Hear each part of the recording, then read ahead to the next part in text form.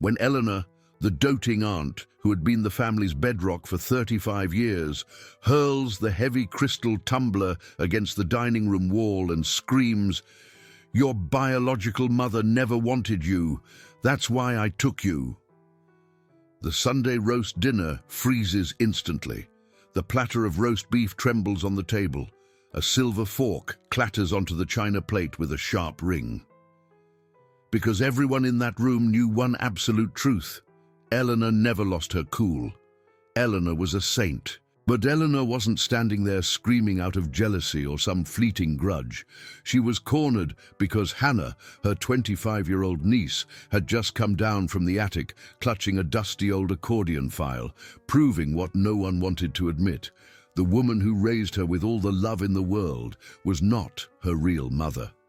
And the dark secret that no one in that room imagined was that Eleanor had maintained this silence by paying a fortune over decades. The biological mother was alive, very wealthy, and never wanted to know her daughter. The air in the kitchen turns heavy, thick with the smell of burnt gravy and pure tension. The wooden chairs screech against the cold tile floor as relatives stiffen, uncomfortable. Eleanor is visibly shaking, sweat beading on her graying temple, hot tears staining her Sunday best floral blouse. The calloused hands that had rocked Hannah to sleep for so many nights are now clenched into white-knuckled fists. Hannah grips her smartphone tightly, the flashlight still on, her eyes wide in pure shock. Susan, the middle sister, covers her mouth, stifling a moan of terror. This disaster had taken 25 years to ferment. It began a quarter of a century ago when Eleanor picked up a rejected baby in the maternity ward of the public hospital. It worsened 15 years ago when Susan swore on her children's heads never to open her mouth. And it became a ticking time bomb 6 months ago when Hannah found the original birth certificate at the bottom of an old dusty shoebox.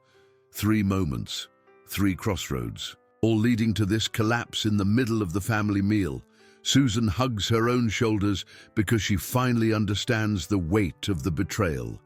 Hannah puts the phone on speaker because her head is spinning and she can't believe her entire life has been a staged performance.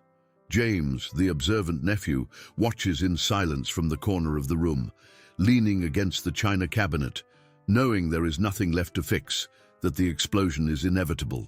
But how did Eleanor, the most respected woman in the neighborhood, reach this point of no return? You need to understand 3 cruel truths. The moment, 25 years ago, when destiny could have been different. The moment, 15 years ago, when the knot tightened. And the moment, 6 months ago, when there was no turning back. And it all started when Eleanor still believed naively that a mother's love, even a mother by heart, was enough to erase the stains of the past. It all started on a day full of hope, 25 years earlier, when Eleanor didn't yet know that this joy would be the last before the nightmare began. Hit that notification bell right now. This story is going to turn everything you think about motherhood upside down. Thousands of women are already sharing their own experiences in the comments below. Don't stay out of this conversation that will change your view of family forever. 25 years ago, Eleanor held the newborn against her chest in the cold corridor of the county hospital. Hannah, 6 pounds of pink skin and clenched fists. It was her first victory. She adopted the abandoned niece without hesitating for a second. Withered flowers rested on a plastic chair next to her. "My daughter forever," she whispered, her voice choked with emotion. The afternoon sun hit the dirty window, a golden light touching the baby's face. Hope floated in the humid air of that rainy March. The irony is cruel when you know how brutally that light was about to be extinguished. Eleanor got up at 5 in the morning every single day. She brewed strong black coffee in the narrow kitchen, the smell of burnt toast filling the silent house. She hemmed trousers and sewed uniforms on her old machine until noon, and sold embroidered tablecloths at the farmer's market on Saturdays. Her hair, always pulled back in an impeccable bun and a discreet coral lipstick on her thin lips. "So Hannah sees beauty in the world," she explained to the curious neighbors on the front porch. Her habits were simple: reading stories at night, singing old folk songs a little off-key, and praying with Susan at Sunday service. Finally, after so much loneliness, the house had a soul. For years, after burying her husband who died in a motorcycle accident, Eleanor hadn't believed laughter would return to this house. She had buried her grief by raising a niece she hadn't given birth to, cooking pot roasts for the whole family, sewing until her fingers bled. She had built high walls around her heart. I will never trust happiness again. But now she was tearing down those walls brick by brick. Hannah was the reason. That joy had cost sleepless nights, hands ruined by bleach, and a back curved over fabric. Losing this now would be like tearing her own soul in half. The dream of seeing Hannah graduate and settle down seemed real. Eleanor touched the wedding ring on her finger like a talisman. For the first time in 5 years of widowhood, she allowed herself to dream of something beyond survival.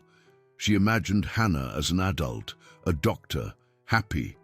Plans scribbled in an old spiral notebook: buy a bigger house, throw a beautiful party for her sweet 16, pay for college. The life project kept in the dresser drawer, a paper crumpled from being looked at so often. The greater the hope, the more brutal the fall will be. Eleanor and Susan sat on the back porch every Saturday afternoon, the smell of fresh coffee mixed with cheap floral perfume. Loud laughter breaking the silence of the neighborhood. "Sister, Hannah is our blessing," Susan would say, her eyes shining with complicity. It was a silent pact sealed between sisters. "We'll raise her together, like two mums." Eleanor nodded, a wide smile on her face. Promises made with pure joy, without shadows. Hannah crawled on the concrete floor, hands dirty with soil.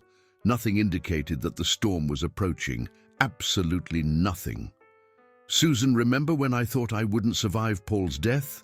Eleanor poured more coffee into the chipped mug. "I remember. You wouldn't get out of bed. I brought you food and you wouldn't touch it.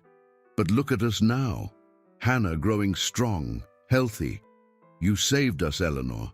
What do you dream of for the future? Hannah reading non-stop, studying, becoming someone, and you happy, sister, with your own family one day. I'm already happy. We have each other, and Hannah. Family is this. Always, Susan. Some secrets are meant to protect, not to hurt." The two exchanged looks, a dangerous complicity. Eleanor went to the county clerk's office on a rainy Tuesday. She officially registered Hannah as her adopted daughter. The blue pen trembled in her wrinkled hand as she signed the documents. "Now that we are a real family on paper, I can finally invest everything in her without fear." A commitment assumed. She would also pay for Susan's medical bills to keep her sister close. A gigantic emotional investment. It seemed like the right decision made at the perfect moment. How could anyone know that 25 years later, that same document would become a deadly weapon? Eleanor's house had a permanent smell of fresh coffee and laundry detergent. The soft morning light filtered through the worn floral curtains. Child Hannah's laughter echoed in the tiny backyard, where an improvised tire swing creaked on the old oak tree. Simple objects symbolized that conquered peace. A wooden cradle that had belonged to Susan decades earlier, a framed photo of the three at a block party, the late husband's mug kept in the china cabinet like a relic. That place would one day be the theater of destruction, but at that moment, it was a home. Eleanor had finally earned the respect of the neighborhood. Women asked for advice on children, marriages, recipes. "Mrs. Eleanor knows everything," they said. Relationships were balanced. Susan came for lunch every Sunday without fail. Cousins helped with sewing. Neighbors brought homemade pies. She had a stable position as the young matriarch of the family, queen of her little kingdom of polished floors and improvised love. The rules were simple. As long as I protect the family secrets, nothing will collapse. As long as I work hard and pray, God will provide. As long as I love Hannah as my own flesh and blood, no one will ask questions. A false sense of control over destiny. Eleanor believed it with every fiber of her being. She belonged completely to that role, the perfect substitute mother. Hannah was 5 years old when she asked for the first time, "Aunt Eleanor, where is my real mommy?" Eleanor laughed nervously, exchanging a quick glance with Susan. "I am your real mommy, my love. Mommy is the one who raises you, who cares for you." Hannah accepted the answer and went back to playing with her dolls. Susan whispered worriedly later, "What if she asks again when she's older?" Eleanor dismissed the idea with a wave of her hand. "Let's focus on love. Love erases doubts." She was so relieved by the recent happiness that she didn't see the warning signs. James, the teenage nephew, appeared at the door one afternoon, polite, holding a yellowed envelope. "Auntie, I found this in Grandma's attic. It looks important." It was an old letter with shaky handwriting. Eleanor snatched it too quickly and hid it in her apron. "Nonsense, James, put it away." He insisted, "But it has Hannah's name on it." "I kept it myself. I forgot it up there, thank you." It seemed innocent. James was a good boy. Eleanor interpreted everything optimistically. It wasn't a threat. It was just the past trying to resurface. The past always tries. The last afternoon of pure happiness happened on a Friday. Golden sunset light bathed the porch. Eleanor hugged Hannah, now a teenager, smelling of cheap shampoo and the clean sweat of someone returning from school. The music from an old radio played classic country songs. If Eleanor had known that was the last hug without shadows of doubt between them, she would have held on tighter. She would have memorized the exact weight of that body against hers. A photo taken by Susan eternalized 3 smiles on cheap photo paper, an unspoken promise floating in the air, always together, always. It was precisely that happiness conquered with sweat and tears, that feeling that finally the family was real and indestructible, that would make what happened 6 months ago so devastating. And it all started with something that seemed insignificant. An old shoebox, a dusty attic, and the natural curiosity of a 25-year-old woman looking for old Halloween costumes. 6 months ago, Hannah went up to the attic looking for those costumes. Dust danced in the light entering through the broken roof tiles. Stacked boxes, smell of mold and forgotten past. She opened the box of high-heeled shoes that Eleanor never wore. Inside, a brown envelope. She pulled it out. Original birth certificate. Her name. Mother, Catherine Miller. Not Eleanor. Catherine. Her heart skipped a beat. Who is Catherine? She ran down the stairs, the crumpled paper in her sweaty hand. Aunt Eleanor, I found this. Explain. Eleanor was sewing in the living room. The machine stopped. She looked at the paper. Her face lost all color. Where did you find that? In the attic. Who is Catherine Miller? A distant aunt, a mistake by the old registry office. I had it corrected a long time ago. A quick lie. Too quick. Hannah frowned but didn't insist. Yet. Are you sure? Absolutely. Throw it away, honey. Old paper just confuses things. Eleanor locked herself in her room that night. Heart racing but not in panic. This is bad, but I can fix it. Moderate anxiety rising in her throat. Practical thoughts. I need to hide it better. I need to talk to Susan. I need to burn everything in the attic. I've been through worse. I buried a husband, raised a child alone, survived hunger. An old certificate won't take me down. She called Susan. Hannah found a paper. Silence on the other end. What paper? From the old registry before the adoption. And now? It'll pass. I said it was a mistake. She believed me. Susan took a deep breath. Are you sure? She's my daughter. She trusts me. She has always trusted me. Okay, but burn everything up there? I will. The atmosphere seemed controllable. Still, Eleanor went up to the attic the next day. A black trash bag in hand, she started throwing old papers inside, letters, photos, documents. It looked like she would succeed in erasing the tracks. Positive signs. Hannah didn't mention the subject at breakfast anymore. She smiled normally, kissed Eleanor on the forehead before leaving for work. Everything was returning to normal, or so it seemed. 3 days later, Eleanor confronted Susan in the kitchen. Door closed. Are you sure you don't have anything else hidden at your place? Sure. I burned everything I had years ago. Because if Hannah finds anything else, she won't find anything. Relax. The certificate was in the attic. I swore I had burned it. Mistakes happen, but now it's over. Eleanor poured the coffee, hand steady on the cup. Bury this with me. Never speak of it again. Susan swore. Never. I did it. It's going to be okay. Eleanor repeated this like a mantra throughout the week. For a moment, I thought I would lose everything. But now that I've hidden the tracks, we can go back to normalcy. A palpable relief filling her chest. Silent gratitude. Thank God the problem wasn't bigger. Hannah could have found Catherine's letters. She could have found the receipt for the money. But she found only a paper. Just a paper. The problem seemed resolved. Eleanor and Hannah returned to their routine, dinners together, chats about her work at school, laughter watching TV shows. The characters relaxed, comforting hugs. I love you, Mum. I love you more, daughter. Plans resumed. Hannah spoke of getting a master's degree. Eleanor promised to help pay. Good thing it was just that. Susan hugged Eleanor at Sunday service. Is the scare over? Over. Thank God. Plans resumed. They booked a trip to the beach for December, all 3 of them. A crucial setup happening. Everyone lowered their guard, smiling again, sleeping without nightmares. 2 weeks of peace. Eleanor sewing uniforms, Hannah grading papers at the kitchen table, soft afternoon light. Mom, after that scare with the paper, I thought a lot. Eleanor froze. About what?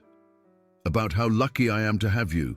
How many abandoned children stay in orphanages forever? I had you. Eleanor almost cried. You gave me purpose, Hannah, and you gave me everything.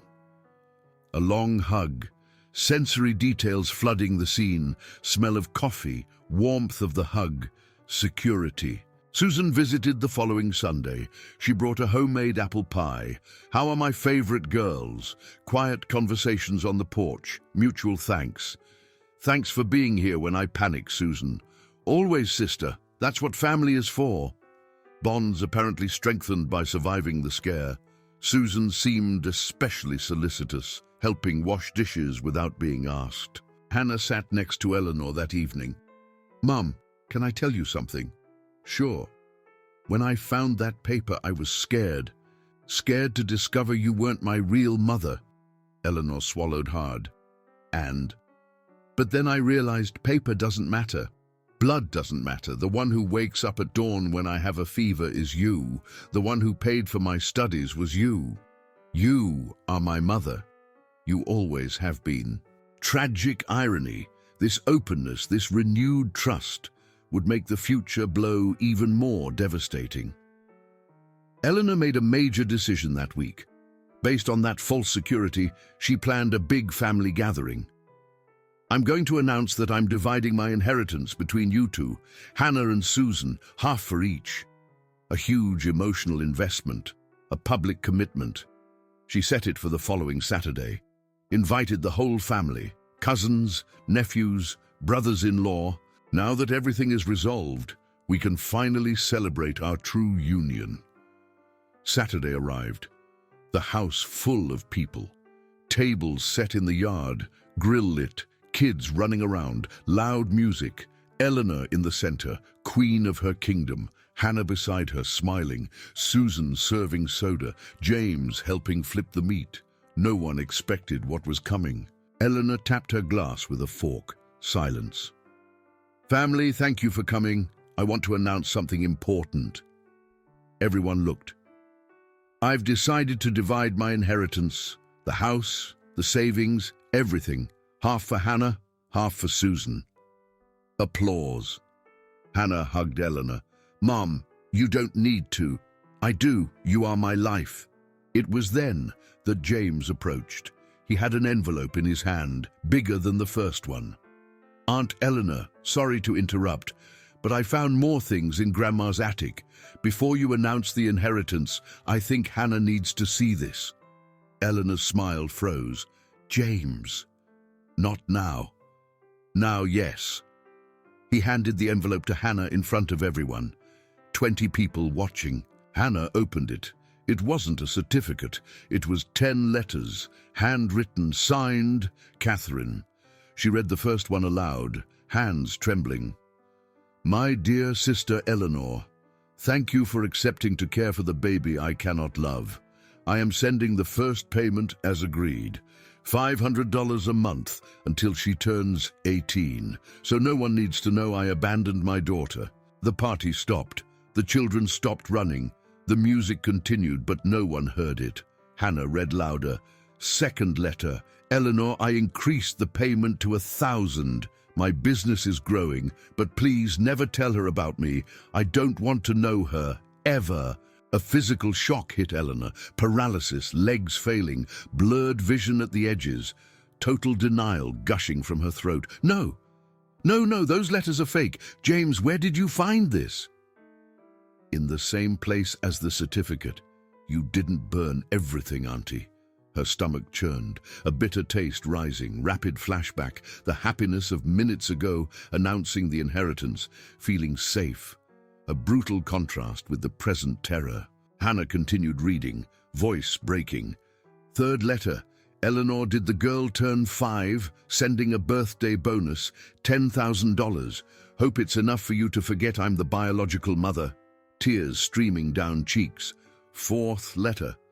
"Heard she asked about me. Please lie. Say I died. Say anything. Just don't say the truth." Eleanor realized the first certificate was an omen. James didn't find it by chance. He was looking. Guilt for relaxing, tearing her apart inside. "I should have burned the entire attic. I should have destroyed my mother's house when she died." Despair at perceiving the magnitude. The whole family listening, everyone discovering at the same time. 25 years of lies exploding in 5 minutes. Fragmented thoughts. How do I explain? How will Hannah look at me now? What mother sells her daughter? What mother accepts a monthly payment? I lost my girl. I lost everything. Hannah stopped reading, looked at Eleanor. Mascara running, voice cold as ice, a tone that confirmed Eleanor's worst nightmare. "You sold my upbringing? You received a monthly salary to raise me? I was a business transaction to you?" Revealed the extent of the wound. "And my biological mother, where is she? Who is Catherine Miller?" 20 people in total shock. No one knew what to say. A silence heavy as lead, looks of horror from cousins, looks of pity from neighbors, looks of judgment from brothers-in-law. Some started crying quietly, others froze with drinks in hand. The children, sensing the mood, stopped playing. Susan stepped forward, true ally until the end, horror and impulse to help on her face. "Hannah, listen. Eleanor did the best she could. She loved you. She loves you. The money doesn't mean that." "Shut up, Susan. Did you know?" Susan lowered her eyes. "I knew. All of you knew. All liars." James stepped back, a false ally revealing his true face, not out of malice, but out of twisted justice. "The truth needed to come out, Cousin Hannah. Secrets kill families. I did the right thing." Some nodded in agreement. Others shook their heads in disapproval. Neutral neighbors started leaving, embarrassed. "Sorry, Eleanor, but I think we better go." The family fragmenting in real time. Some took Eleanor's side. Raising a child costs money. She had the right to accept help. Others on Hannah's side. But hiding the biological mother, that is cruelty. Immediate and severe consequences falling like dominoes. Hannah threw the letters on the ground. I am no longer your daughter.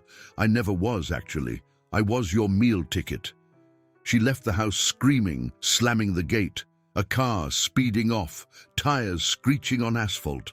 Eleanor lost Hannah immediately, lost the position of respected matriarch, neighbors whispering, "What a shame, what a scandal." Lost reputation, gossip starting right there, phones coming out of pockets. Lost the planned future. Divided inheritance impossible now, the celebration turning into a wake.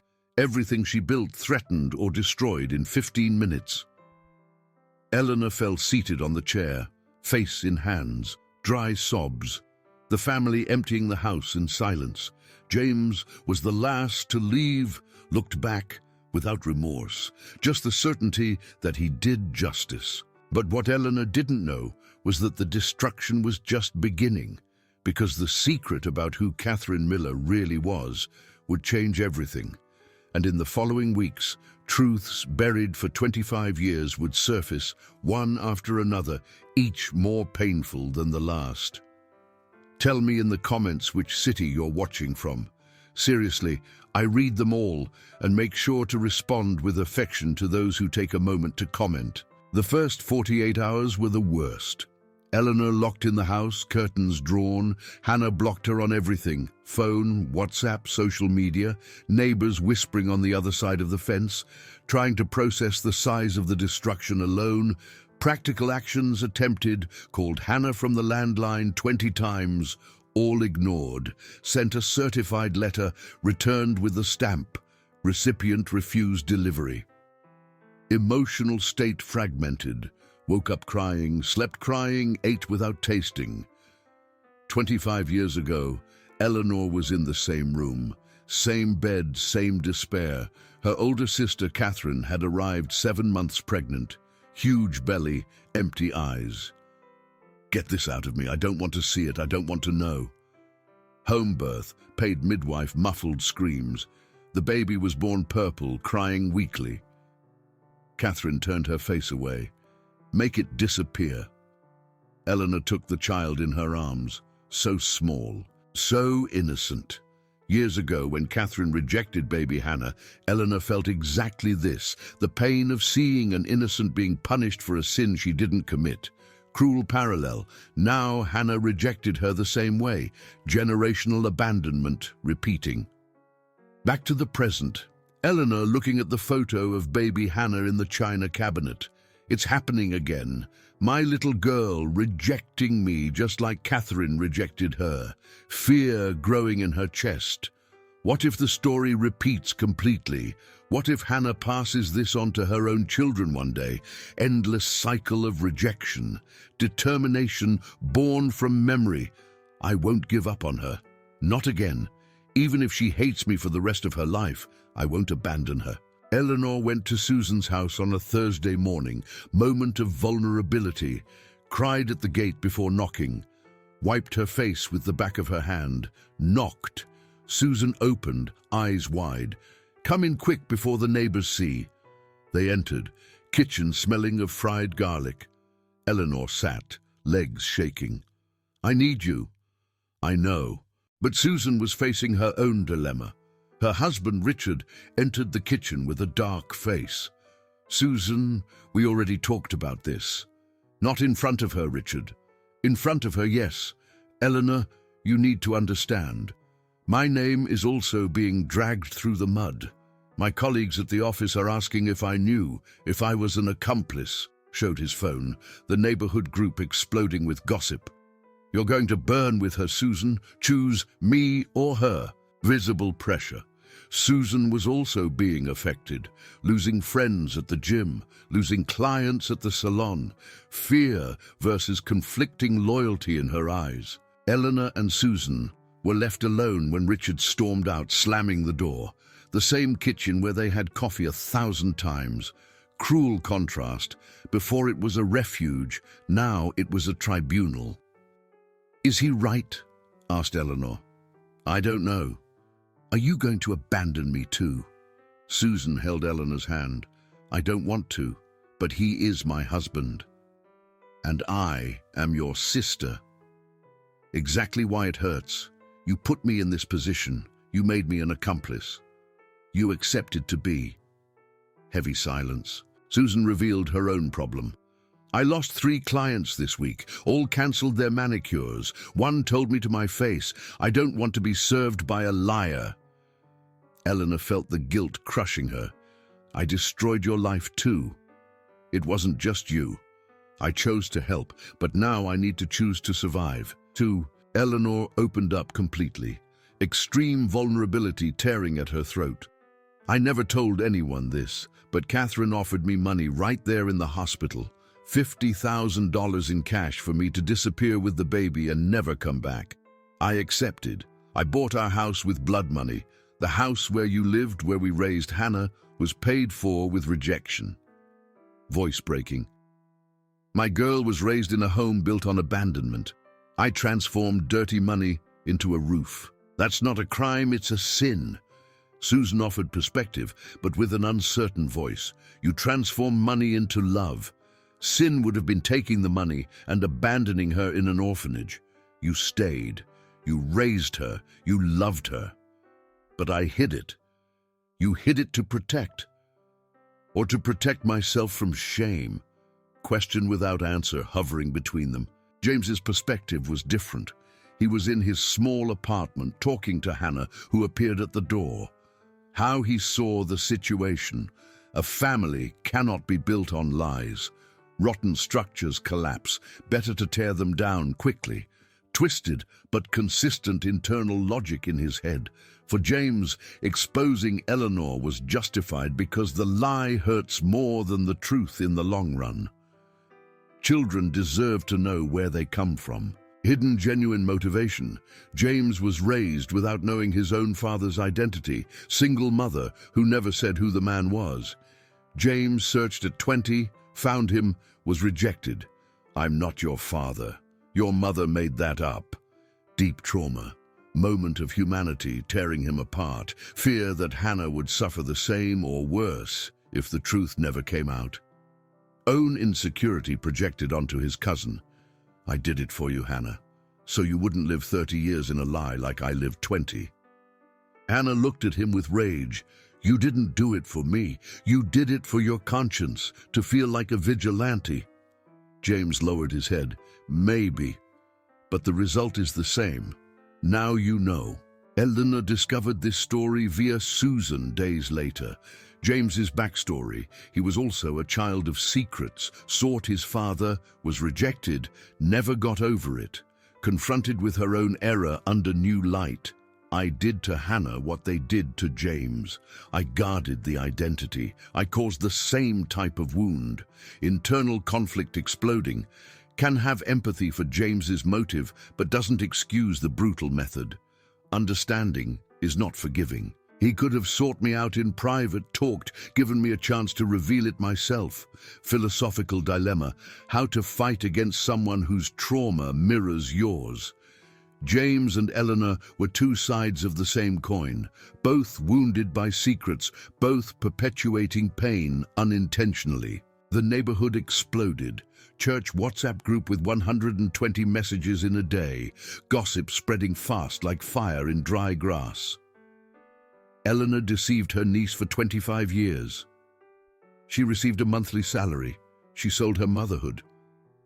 But she raised her with love, doesn't that count? Divided opinions tearing the community apart. Some defended, true love matters more than blood.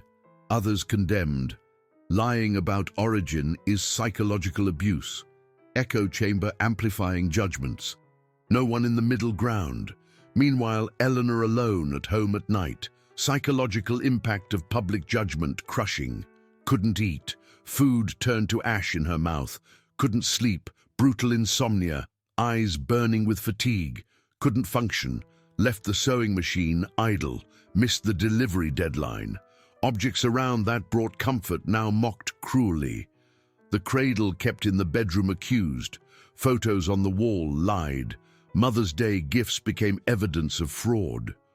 Every object was a repeated stab. Encounters on the street became public torture. Supermarket, cashiers whispering when she passed, side glances, market, vendors avoiding eye contact, cold service, church gate, the group silenced when she approached, conversations dying. Specific scene of cutting humiliation happened in the bank line. An old friend crossed the street not to say hello. An innocent child asked too loudly, "Mom, why did Aunt Eleanor trick her daughter?" The child's mother pulled him by the arm. "Don't talk to her." Look of disgust. Eleanor, breaking down at home that night, felt the weight of collective judgment crushing shoulders, spine, soul. Considered giving up fighting for Hannah. It would be easier to disappear, move to another city, start over where no one knows the story. Looked at the photo of the happy moment, her hugging baby Hannah on the porch 25 years ago. How did everything change so fast? How does unconditional love turn into absolute hate in weeks? Cruel mystery of human nature. New unforeseen obstacle arrived via certified letter. Hannah filing a lawsuit to annul the adoption and remove the surname. She wanted to return to being Hannah without a surname or invent a new one. Directly related to the consequence of public exposure generating shame of the family name. Removed the option Eleanor had. She could no longer use the legal tie as a bridge for reconciliation. The paper meant nothing now. Second problem appeared simultaneously. Catherine, the older sister, biological mother, discovered the secret was exposed. Called from a private number, voice trembling with rage. "Eleanor, you promised no one would ever know. Now my reputation is being destroyed. Clients calling me, asking if it's true I abandoned a daughter. I'm going to sue you for breach of contract." "What contract?" "Verbal. I paid you to stay quiet. I didn't say anything. It was James who found the letters. You kept the letters. Your responsibility." Connected to the first problem, but from a different angle.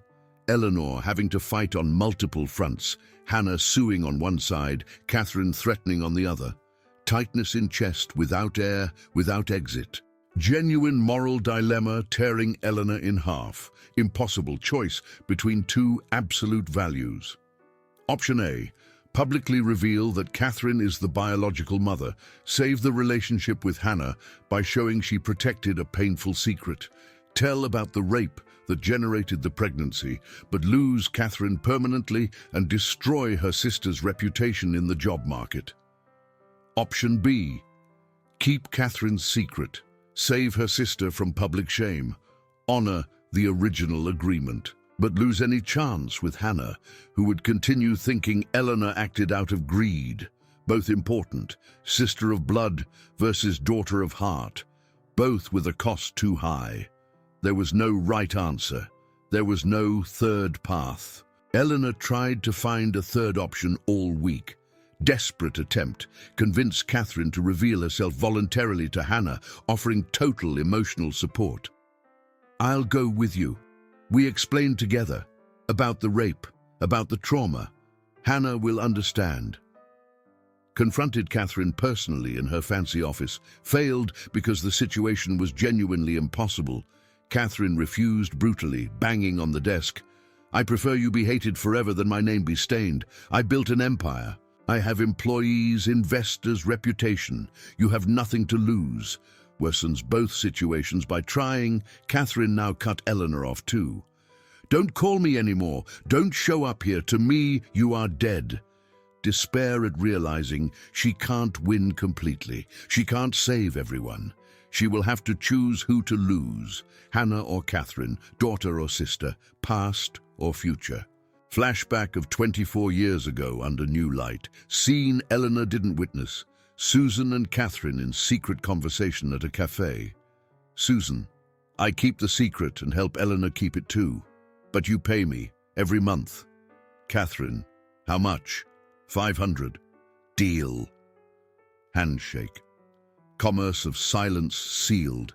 Pieces fitting together with growing nausea for Eleanor. Even the closest ally, the dearest sister, the only person she trusted completely, betrayed her for money for decades. Devastating implications of this revelation removes the last hope Eleanor had. True ally didn't exist, makes everything worse.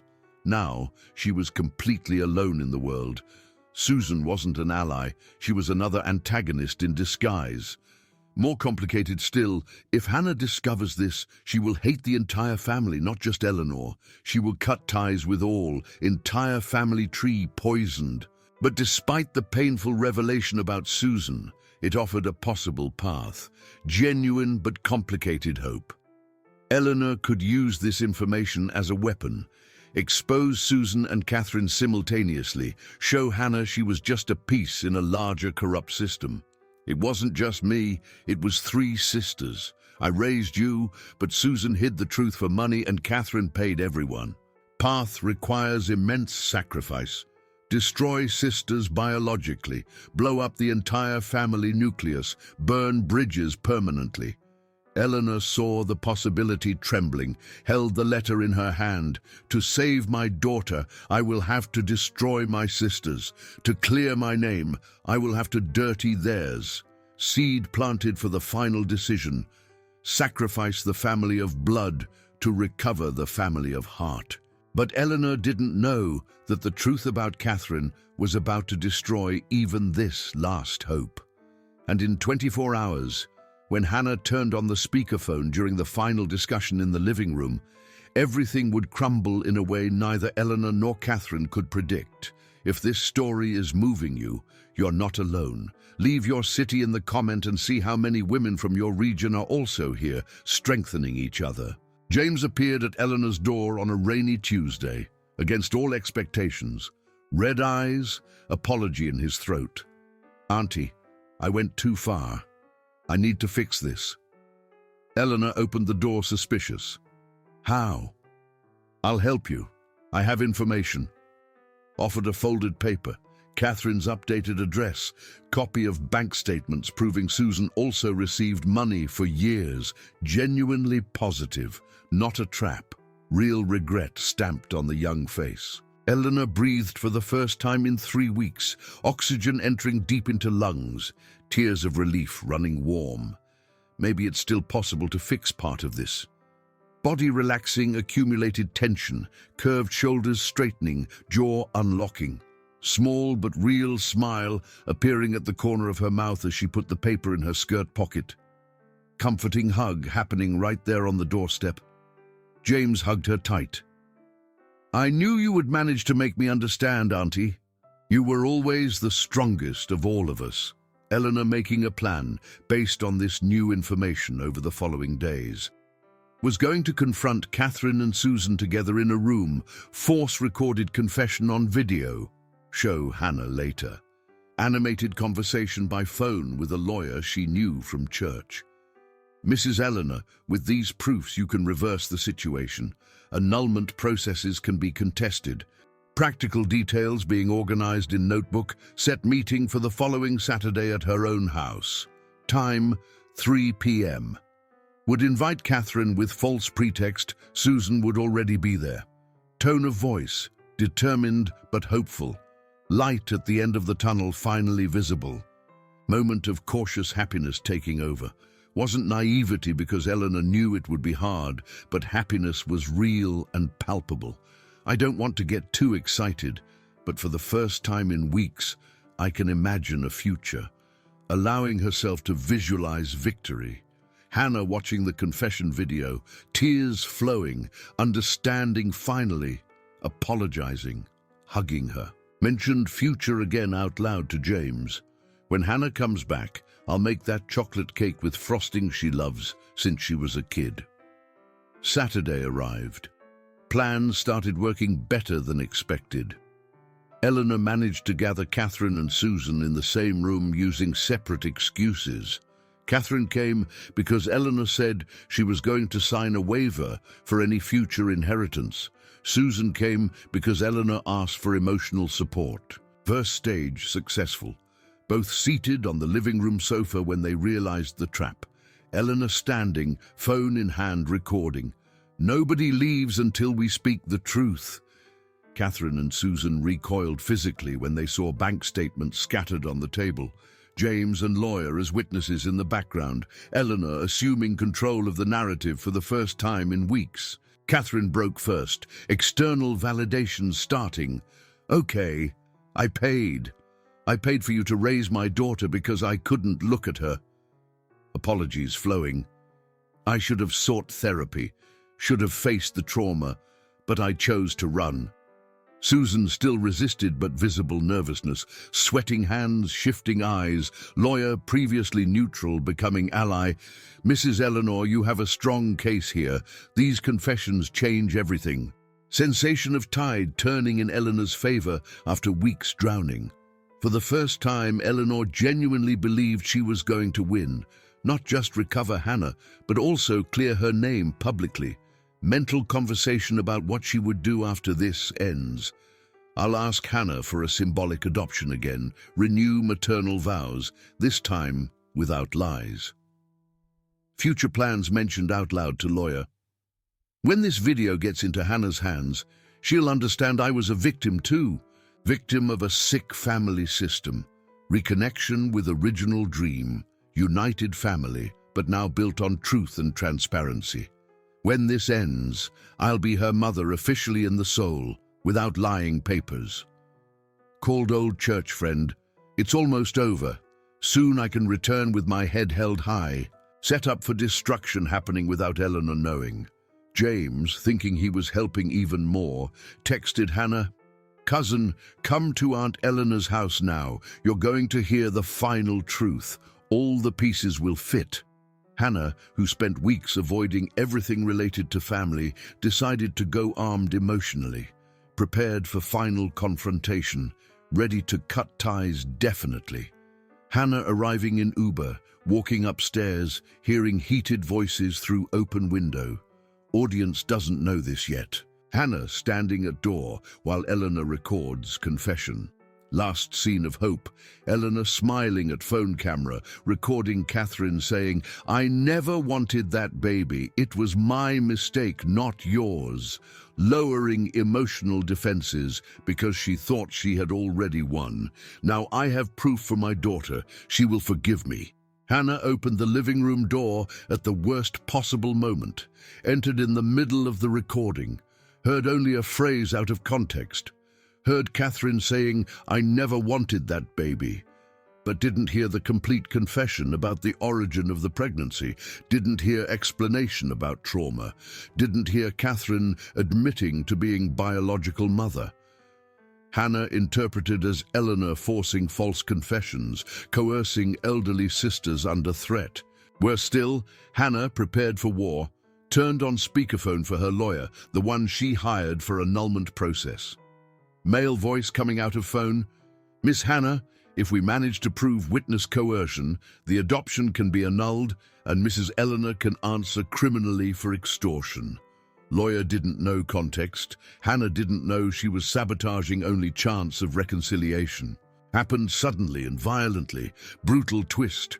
Worse than anything until now because hope was so high, so close to victory. In a second, salvation became criminal condemnation.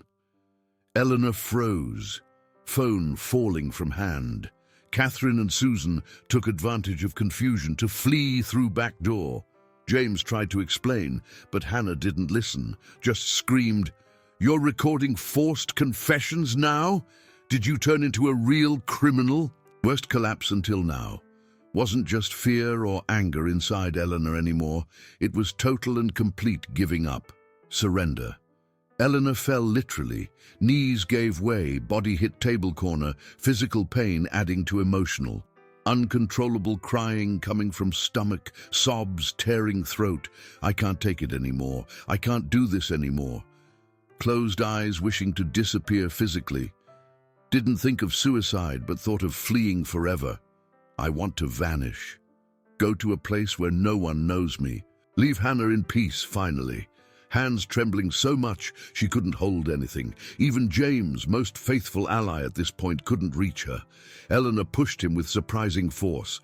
"Get out! You called her! You destroyed everything again!" Hannah left slamming door with crash. Catherine and Susan had already fled.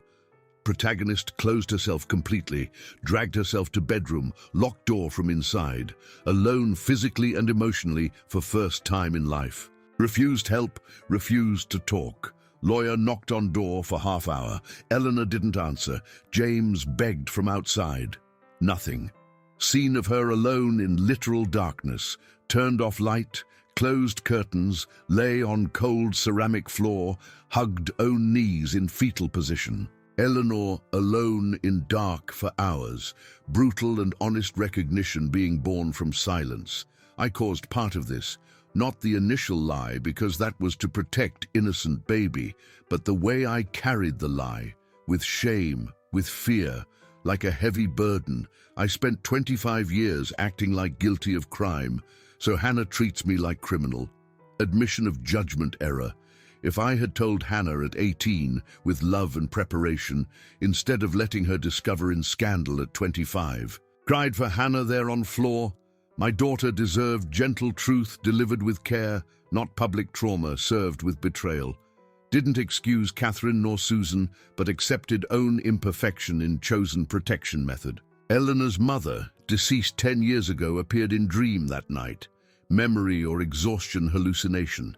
Didn't give magic answer, but offered perspective. Soft voice echoing.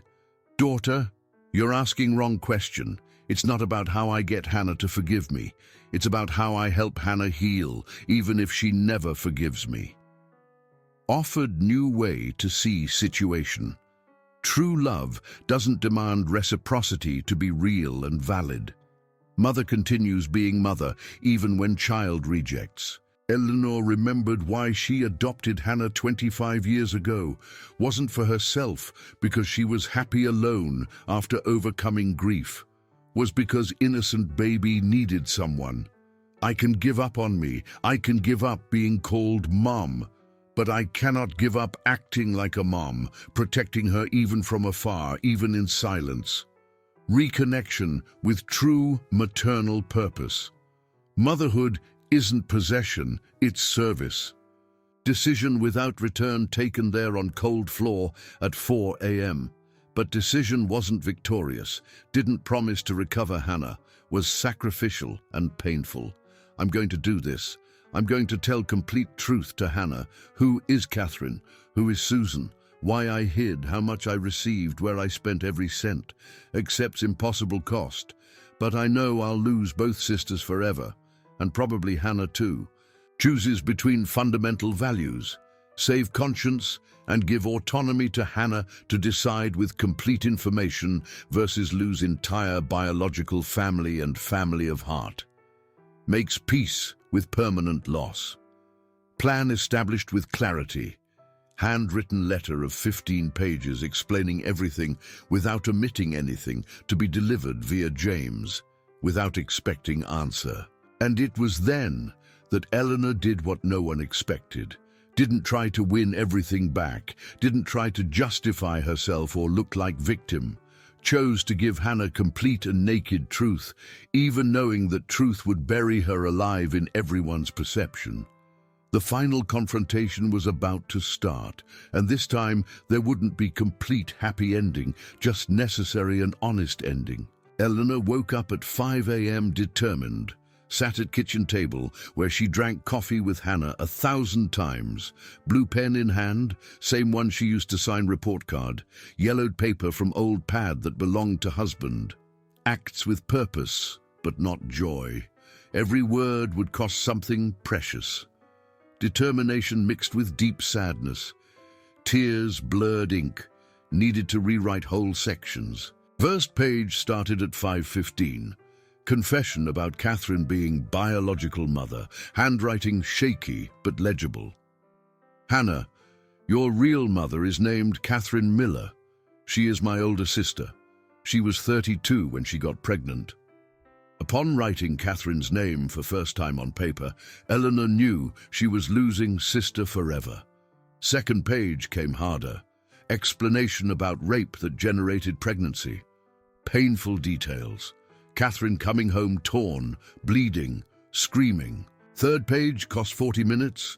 Revelation about accepted money, 50,000 cash, 1,000 per month for 18 years. Total, $266,000 over years. Fourth page, admitting where she spent every cent. House bought, renovations, Hannah's studies, clothes, food, medicine. I transformed rejection into home. I transformed abandonment into education. I don't know if this absolves me or condemns me more. Fifth page, tore soul. Admission about Susan being paid accomplice. Your Aunt Susan, whom you love, also received money. $500 a month. She knew everything and chose lucrative silence.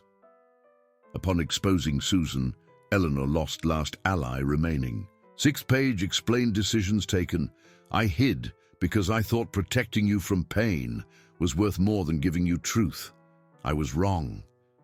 Rhythm was deliberate, not frantic. Eleanor paused between pages, breathed deep, looked at photo of baby Hannah on fridge, continued. Weight of every decision evident in curved posture, back aching, hand trembling, neck tense. Medium sentences, not short nor long. Elegiac tone. Farewell letter. Seventh page brought apology not for adopting, but for method used. My love was real. My lie too. Love doesn't justify lie. I ask forgiveness not for raising you, but for hiding who generated you. 10th page bled. Catherine didn't want you because she couldn't look at you without seeing abuser. Her trauma doesn't excuse abandonment, but explains it. I didn't tell you because I thought ignorance would be shield. I fooled myself. Ignorance was prison. 13th page released. You are free to hate me for rest of your life. I will always love you for rest of mine. Motherhood doesn't need to be reciprocal to be true. Last page was final blessing. Be happy far from me if you need. I'll be here if one day you want to return, without conditions, without demands. James was reading over her shoulder since page 5. Silent tears running. Some moments applauded courage mentally. She's doing right thing, finally. Other moments cried for what she was losing. Will destroy family of 3 generations. Tried to stop gently on page 10. Auntie, don't need to tell about all the money. Just tell about Catherine. Eleanor shook head. Need complete truth. Half truth is half lie still. Catherine tried to stop letter from arriving. Called 5 times during writing. Eleanor didn't answer. Sent text. If you deliver that letter, I sue you for defamation. Eleanor replied, sue, truth isn't defamation. Catherine appeared at door at 2 p.m. Knocked hard. Eleanor, open! Eleanor finished last line, put letter in envelope, sealed. Opened door. Catherine entered furious. You won't do this. Already did. Confrontation started there in living room. Eleanor handed envelope to James in front of Catherine. Take to Hannah. Today. James took, ran out before Catherine prevented. Catherine turned to Eleanor. You just destroyed me. No. You destroyed yourself alone 25 years ago. Atmosphere charged with decades of resentment, both exhausted from carrying weight. It's over, Catherine. Over for who? I lose reputation, clients, respect. You lose what? Already lost everything. I lose you. I lose Susan. I lose Hannah probably. But Hannah wins truth. Truth doesn't pay bills, doesn't heal wounds. Lie neither, just postpones pain. Then why do this now after 25 years? Because Hannah deserves to decide with complete information. You chose for her when you abandoned. I chose for her when I hid. Now it's her turn to choose. Even knowing I'll hate you forever. Eleanor made long pause, tears running. Especially for that. Your hate is price I pay for 25 years of my cowardice. You think this makes you better than me? Doesn't make me better, makes me different. You chose to forget Hannah existed. I chose to pretend she was mine. Both wrong, but I choose to fix now, even late. Catherine broke, voice coming out strangled. I didn't want to abandon you, Eleanor, but I couldn't look at her without seeing him, without seeing his hands holding me, without hearing his laughs. Every cry of hers was echo of my scream. I know, Catherine, I always knew, but Hannah didn't know. She deserved to know. And now we three lose. You lose secrecy. I lose you two. Hannah loses illusions of perfect family. But she gains what? Truth. And truth is worth more than any of us three. Complex, emotional, catharsis-filled room. Tears from both. There was no winner celebrating. Just painful acceptance that some situations have no happy solution. Shared humanity in suffering. Catherine and Eleanor hugged for first time in 25 years, both crying losses that would never heal. Catherine faced consequences in following days. Hannah, after reading letter, sought Catherine, painful but necessary confrontation. Catherine apologized, crying. Hannah didn't forgive, but understood. Just consequence, but not vengeful. Catherine lost some clients who knew story, but kept business. Wasn't prison nor exile, was partial social loss. Eleanor didn't celebrate, witnessed with sadness. Was necessary, not desirable. Justice was partial as always is. Part of problem solved. Hannah finally knew complete truth, but not everything solved. Scars would remain forever. Victims had validation, but pain would continue. System worked imperfectly. Laws don't punish family lies, only recognize adoptions. Recognition that real and complete justice is impossible in family tragedies. Witnesses reacted mixed. Some in neighborhood applauded Eleanor's courage. Others cried for destroyed family. Many remained silent, processing complexity. Eleanor's validation happened, but came with huge weight. You did the right thing, said with tears by people who also lost something. James' closed own arc stayed as bridge between Eleanor and Hannah, changed by experience. I thought truth was simple. Discovered truth hurts even when necessary. Secondary character. Susan got partial peace, apologizing publicly, paid own price, losing husband who didn't endure scandal.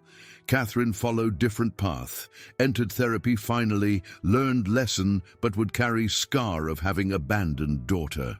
Eleanor demonstrated painful growth. Wasn't naive anymore, believing love solves everything. Didn't celebrate, just accepted consequences. Knew she did right thing, but carried permanent weight.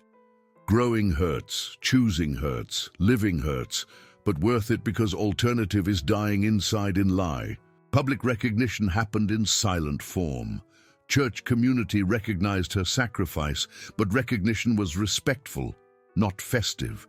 There was no party, just long and silent hugs. Tears of gratitude and sadness mixed. Allies comforting. James, some neighbors, church priest. Everyone knew victory cost too dear. You did the right thing, Eleanor, said James with tears. Hug of who understands loss deeply. Silent presence worth more than words. Moment of definitive loss happened on a Thursday. Susan came to pick up last things she had kept at Eleanor's house. Door closing for last time. Eleanor witnessing with painful acceptance. Sister leaving forever. Smell of Susan's perfume disappearing. Heavy silence where before was laughter. Sensory description. Sound of door slamming. Steps moving away in hallway. Car starting in street. Emptiness remaining. Verse scene of new, changed, normal. Eleanor alone in kitchen preparing coffee for one person. Familiar but different environment. Empty where before was full. Silence where there were conversations. Interaction with neighbor who passed to leave cake. How are you? Surviving. Melancholic but peaceful tone. Not what I dreamed for my life, but is what needed to be done. But story doesn't end with imperfect victory.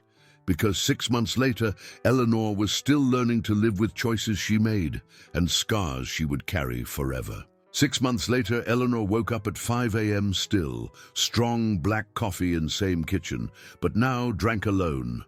Main victory was conquered. Hannah knew complete truth about origin, about Catherine, about money, about everything. Conflict objective reached. But permanent loss was evident in every empty corner of house. Susan never came back, called once a month, 5-minute conversations, polite and distant. Catherine cut completely, sent lawyer to deliver letter saying didn't want contact anymore. To me, you died. That part of Eleanor died too in process of revealing truth. New routine was functional but lonely. Sewed uniform still, sold at market Saturdays. But lunched alone, dined alone, watched TV alone. Values had strengthened but tempered with painful realism. True love hurts, truth costs dear, family isn't blood, but also isn't fantasy. Trauma of Hannah's abandonment was processed in therapy. Eleanor started, but wasn't healed. Woke up sometimes 3 a.m. with tight chest. Dream of seeing Hannah graduate happened. She finished masters. Eleanor wasn't invited to graduation. Other dreams were abandoned forever. Would never be grandmother and granddaughter together. Would never have Christmases in big family again. Hannah maintained minimal contact. Text message once a week. "Hi, all good," Eleanor replied always. "All good. And you?" "Good." Conversations that said nothing but meant door wasn't locked permanently. Relationship changed fundamentally. Weren't mother and daughter anymore, maybe never would be again, but also weren't complete strangers. Were in some painful intermediate limbo.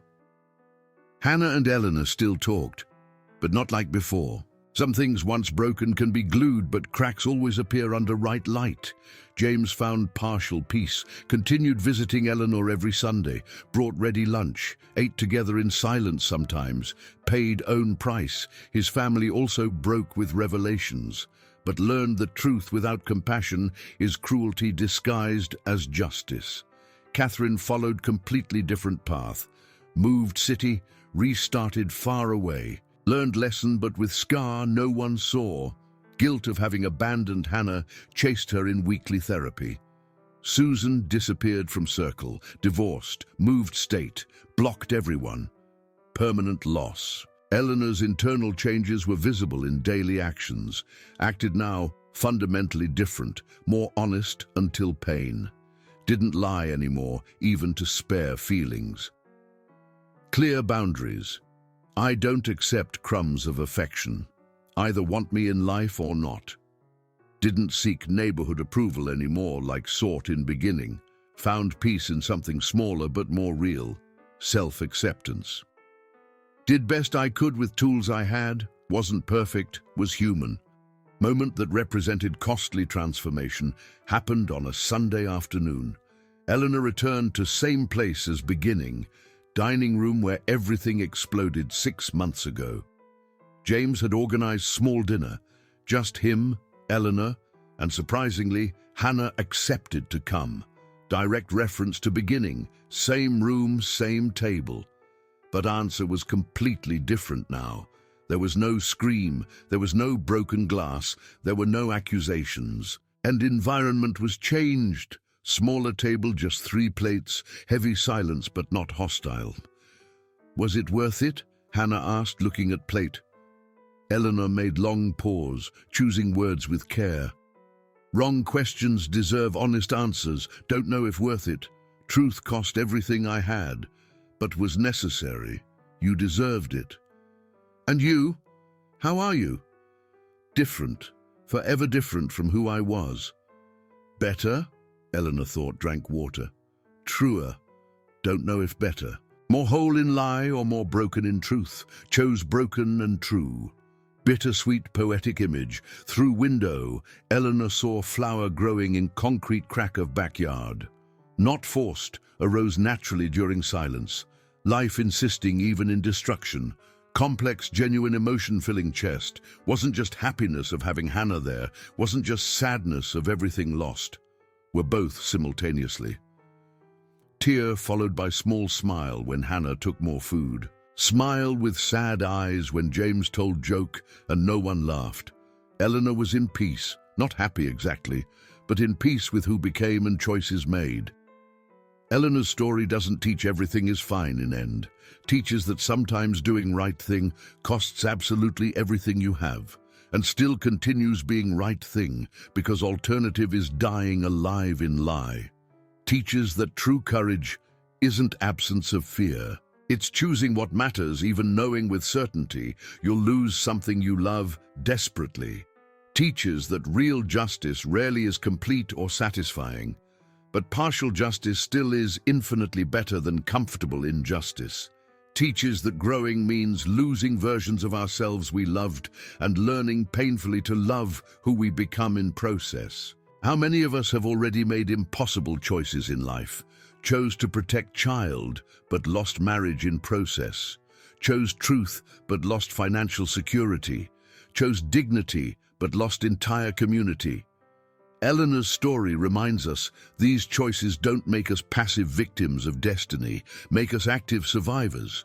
And surviving with visible scars is more honorable than living intact, but numb inside in comfortable lie. Lasting impact was realistic and small. Eleanor didn't change world, didn't become heroine, just gave to one person, Hannah, tool to decide own future with complete information. Small changes resonate.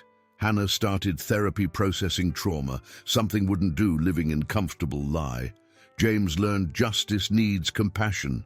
Some neighbors started difficult conversations with own families about kept secrets. Imperfect but real legacy of imperfect woman who chose truth over comfort. True strength doesn't come from never breaking, comes from breaking completely and choosing to continue breathing.